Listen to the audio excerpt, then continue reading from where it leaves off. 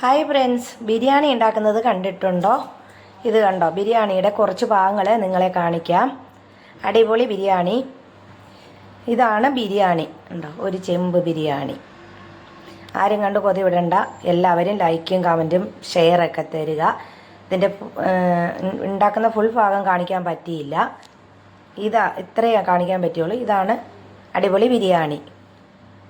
ആർക്കെങ്കിലും വേണമെങ്കിൽ പറഞ്ഞോളൂ, തരുന്നതായിരിക്കും. നല്ല രസമുണ്ട് കാണാനല്ലേ. അതിൻ്റെ മുകളിൽ കളർ ഒഴിച്ചിരിക്കുന്നു, മഞ്ഞ കളറ്. ഇനി ഇത് കൂട്ടി യോജിപ്പിക്കും. ഇനി ഇതിൻ്റെ മുകളിൽ മല്ലിയില, ഉള്ളി വറുത്തത്, മറ്റേ ഇതെല്ലാം ഇടും.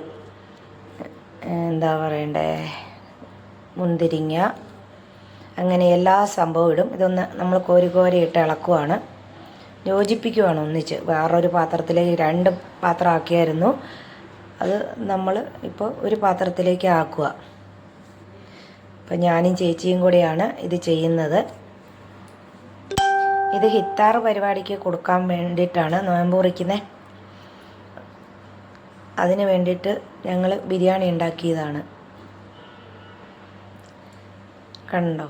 ഞാൻ കോരി കോരി ഇടുവാണ്, ചേച്ചി ഇളക്കുന്നു.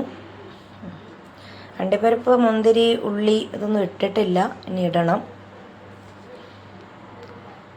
അല്ലെങ്കിൽ ഇതിപ്പോൾ തന്നെ കോരി ഇങ്ങനെ ആക്കിയില്ലെങ്കിൽ കട്ട പിടിച്ചു പോകും. അതിന് വേണ്ടിയിട്ടാണ് നമ്മളിങ്ങനെ ഇളക്കി കോരി ഇടുന്നത്.